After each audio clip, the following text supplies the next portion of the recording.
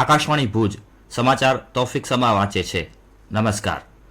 પ્રધાનમંત્રી નરેન્દ્ર મોદી આજે બપોર બાદ અમદાવાદ પહોંચશે. તેઓ અમદાવાદ એરપોર્ટ પરથી ગાંધીનગર ખાતે રાજભવન જશે.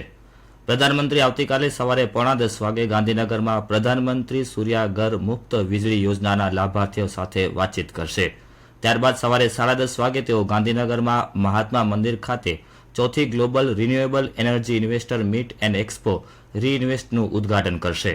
પ્રધાનમંત્રી બપોરે 1:45 અમદાવાદ મેટ્રો રેલ પ્રોજેક્ટનું ઉદ્ઘાટન કરશે અને સેક્શન 1 મેટ્રો સ્ટેશનથી ગિફ્ટ સિટી મેટ્રો સ્ટેશન સુધી મેટ્રોની સવારી કરશે. બપોરે લગભગ 3:30 વાગે અમદાવાદમાં તેઓ 8,000 કરોડ રૂપિયાથી વધુની કિંમતની વિવિધ વિકાસ પરિયોજનાઓનું ઉદ્ઘાટન અને શિલાન્યાસ કરશે. પ્રધાનમંત્રી ગાંધીનગર સ્થિત રાજભવન ખાતે રાત્રિ રોકાણ કરીને 17 તારીખે સવારે ઓડિશા જવા રવાના થશે. ભારતની પ્રથમ વંદે મેટ્રો રેલ સેવાનો આરંભ કરવાનો નિર્ણય રેલવે વિભાગ દ્વારા લેવાયો હતો, જે અંતર્ગત આવતીકાલે સાંજે 4:05 આ ટ્રેન ભુજથી ઉપડશે, જે અંજાર, ગાંધીધામ, ભચાઉ, સામખિયાળી, હળવદ, ધ્રાંગધ્રા, વિરમગામ, ચિલોડ, સાબરમતી થઈને રાત્રે 10:15 અમદાવાદ પહોંચશે. અત્રે ઉલ્લેખનીય છે કે આ સેવાનો પ્રારંભ વર્ચ્યુઅલી પ્રધાનમંત્રી નરેન્દ્ર મોદીના હસ્તે કરવામાં આવશે. આ ટ્રેનમાં કુલ 12 કોચ હશે. અમદાવાદથી 17મી અને ભુજથી 18મીથી કાયમી સેવાનો આરંભ થશે.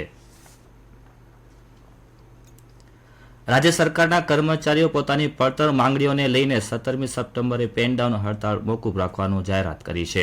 કર્મચારીઓની રજૂઆતોને બંને સંગઠનના અગ્રણીઓ સાથે 5 મંત્રીઓની યોજાયેલી બેઠક બાદ સરકારે હકારાત્મક વલણ દાખવતા કર્મચારીઓ હડતાળ મુલતવી રાખવાની જાહેરાત કરી છે.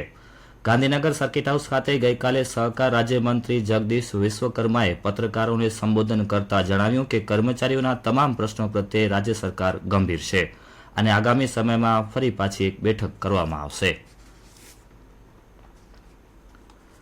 રાષ્ટ્રીય કાનૂની સેવા સત્તામંડળ દ્વારા ગઈકાલે દેશ સહિત રાજ્યભરમાં લોક અદાલતનું આયોજન કરાયું હતું. જિલ્લા મથક ભુજમાં પણ આ લોક અદાલતનું આયોજન કરવામાં આવ્યું હતું, જેમાં ફેમિલી લોક અદાલતમાં 43 કેસનો નિકાલ કરાયો હતો. વધુમાં વધુ કેસોનો નિકાલ કરવાના ઉદ્દેશ સાથે લોક અદાલતમાં બંને પક્ષકારો સાથે સંમતિથી સમાધાન કરવામાં આવ્યું હતું. ઉલ્લેખનીય છે કે આ લોક અદાલતમાં 9,191 કેસોનો નિકાલ કરાયો હતો.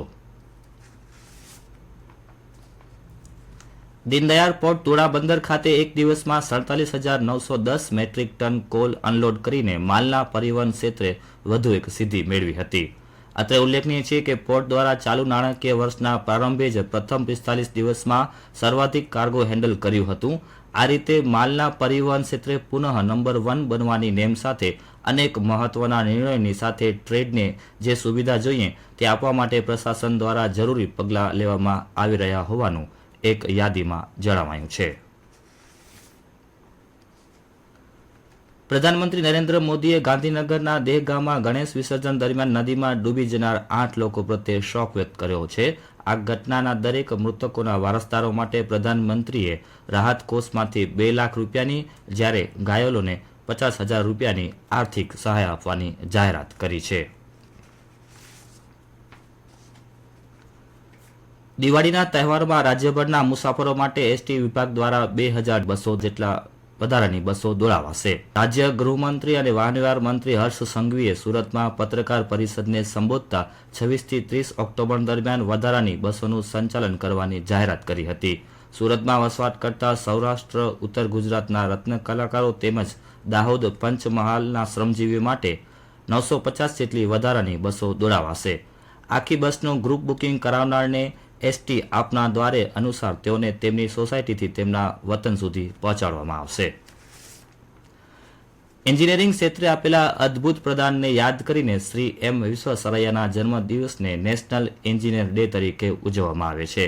રાજ્યમાં વિદ્યાર્થીઓ એન્જિનિયરિંગ ક્ષેત્રે પોતાની કારકિર્દી બનાવી શકે માટે રાજ્ય સરકારે ગુજરાતના વિવિધ સરકારી એન્જિનિયરિંગ કોલેજની સ્થાપના ઉચ્ચ શિક્ષણ વિભાગ, કમિશનર ઓફ ટેકનિકલ એજ્યુકેશનના નેજા હેઠળ કરી છે.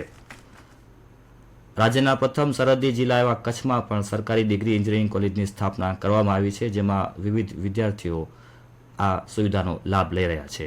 અને આ સાથે સમાચાર બુલેટિન પૂરું થયું. નમસ્કાર.